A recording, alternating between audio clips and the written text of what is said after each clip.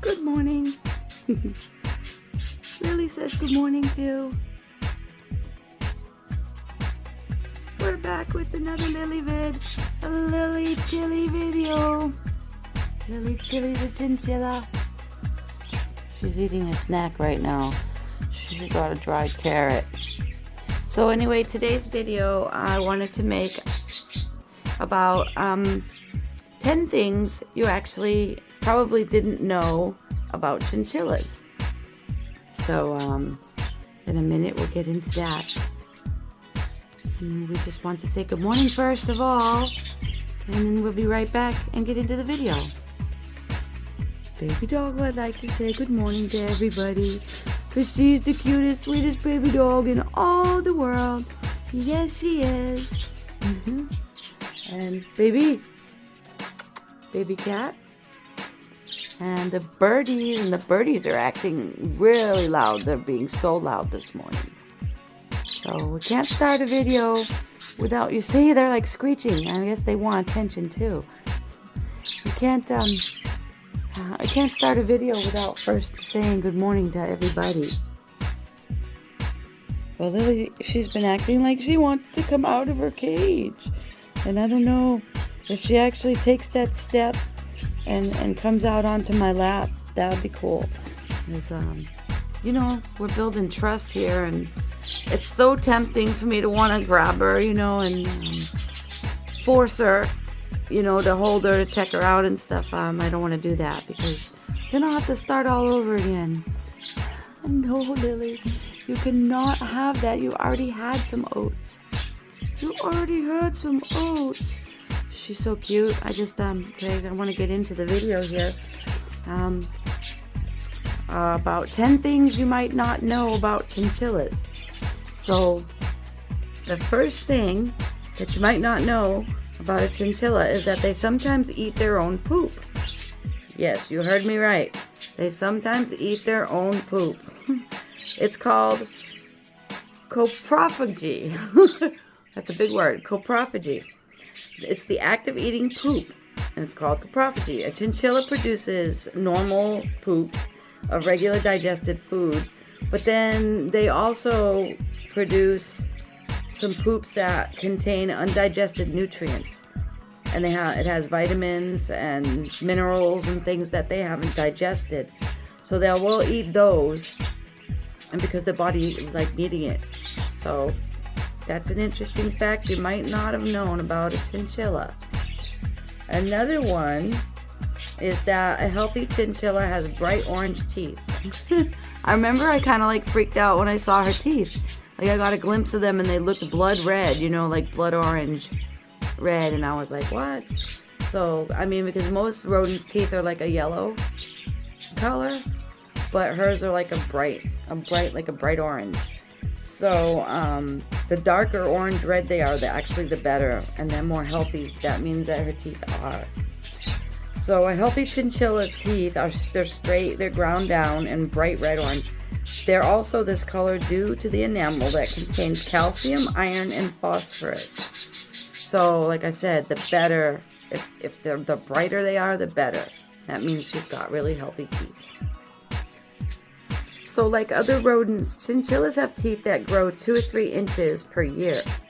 Their upper and lower teeth must align in order to wear down properly against each other as they chew. Improper alignment, or malocclusion is what it's called, occurs when the teeth do not meet properly and therefore do not wear correctly, leading to overgrowth. And then if that happens, they pretty much need to end up being euthanized. So it's really life-threatening if they get malocclusion and their teeth don't align properly. So sometimes it can be genetic, and sometimes it can be the way that they're being cared for, not having enough things to chew on. And chinchillas, the next one is chinchillas possess up to 60 hairs per follicle. 60 hairs, as opposed to humans who typically only have 1 hair per follicle. So that's pretty cool. Making chinchillas' fur coats very thick to allow them to retain body heat at high altitudes. But unfortunately, as I've discussed here before, their thick coats have been coveted by poachers who have trapped and killed wild chinchillas to sell their pelts for fur coats, contributing to their near extinction in the wild, and that really sucks. Also, it causes them to overheat easily, if they're not kept in proper temperatures, which is really, I think, the temperature should never go above 72 degrees for comfort for them. If it does, they can get dehydration and they can overheat and die. Try to get a picture of her teeth. I don't see those teeth. Where are those teeth? I can't see them. One of these days, she's gonna have to let me get a hold of her so I can look at her teeth and check her out and all that, so she gets used to being handled, to be checked out, because she has to be able to, I have to be able to weigh her periodically and check her teeth and different things, and if she needs to go to the vet or whatever, she needs to be checked out. So I have to get her used to being handled, but I don't want to just grab her, and force her, because also they have very weak rib cages. Their ribs are like toothpicks, so you cannot put any pressure on their ribs whatsoever, or you could crush their ribs. So on the topic of hair, of fur, they have this pretty cool thing that they do in the wild. If a predator tries to grab onto their fur, and that's another reason why you can't really just grab them, and pull them out or whatever. They have a thing called fur slippage. They actually slip their fur. Well, I mean, not the whole fur comes off, but big patches or tufts of fur will come off. If something tries to grab onto it, if I grabbed onto a piece of her fur and pulled, a big tuft would come off. And that's called fur slippage, and it's a way for them to get away from their predators easily. So I thought that was pretty interesting too. Number 5, chinchillas can live into their teens. Even in the wild, they can live into their 20s, which is, very unique for a rodent. They're actually the longest living rodent that there is. And one of the sad things is, though, that they actually live longer in the wild than they do in captivity, which is backwards, because usually animals, if they're in captivity, will live longer than out in the wild. But with chinchillas, they actually live longer out in the wild than they do in captivity, because being in their natural habitat is actually better for them, than being in cages and just eating hay and pellets.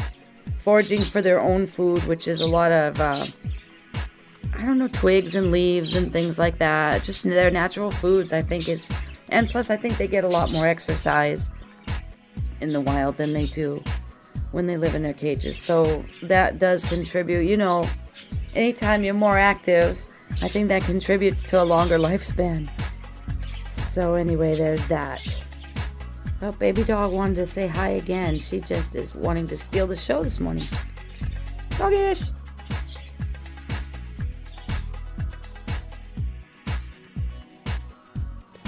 Baby? Baby cat? Psst, baby! Okay, well, he doesn't want to be bothered. And the birdies have quieted down. I think I mentioned chinchillas are actually the smartest rodent there are also. Longest living and the smartest. Okay, so number 6.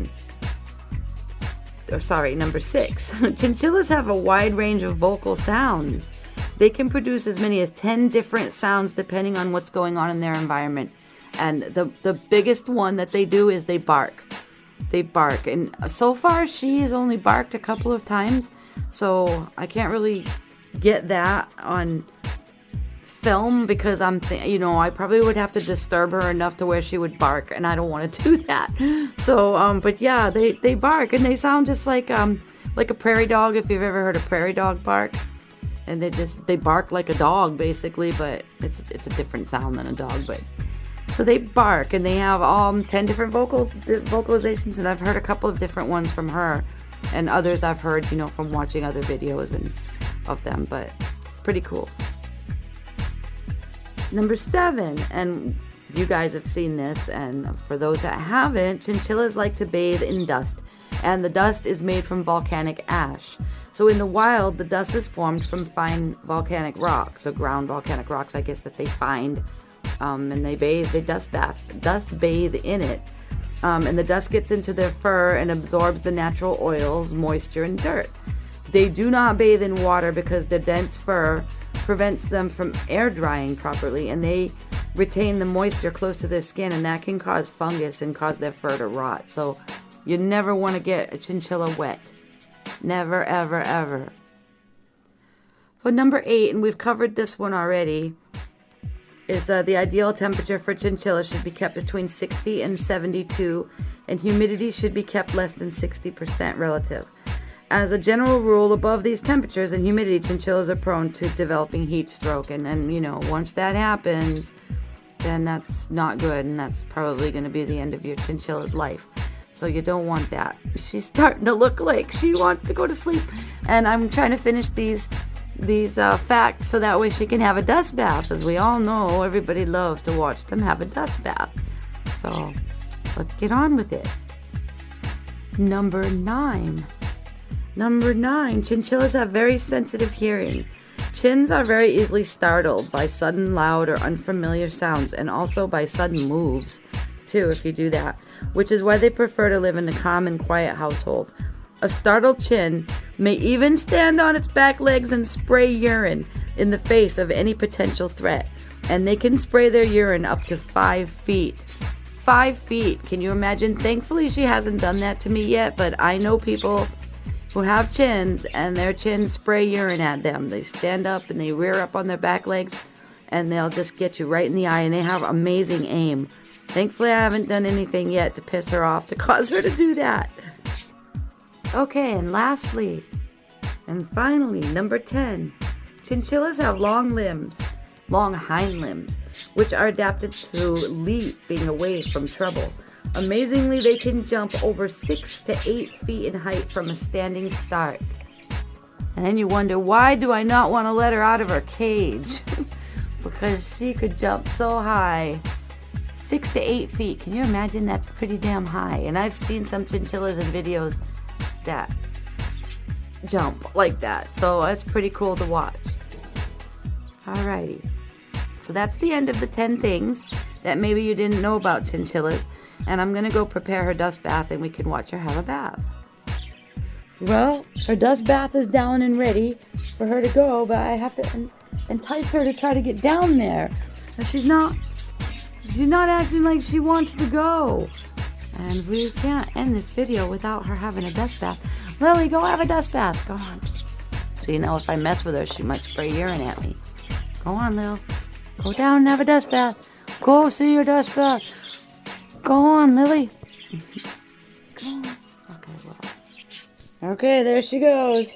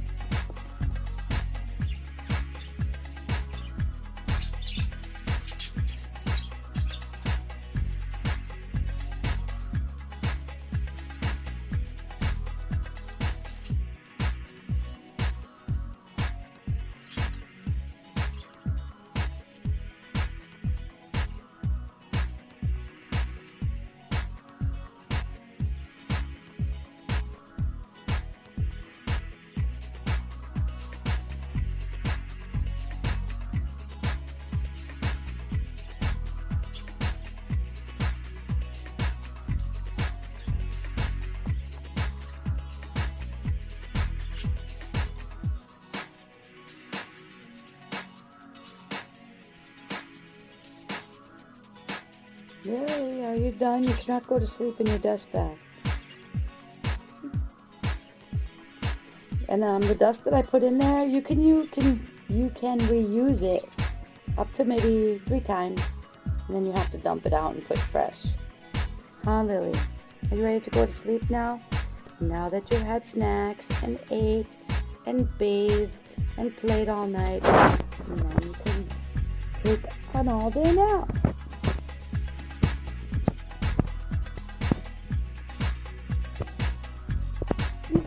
It's all covered in volcanic ash.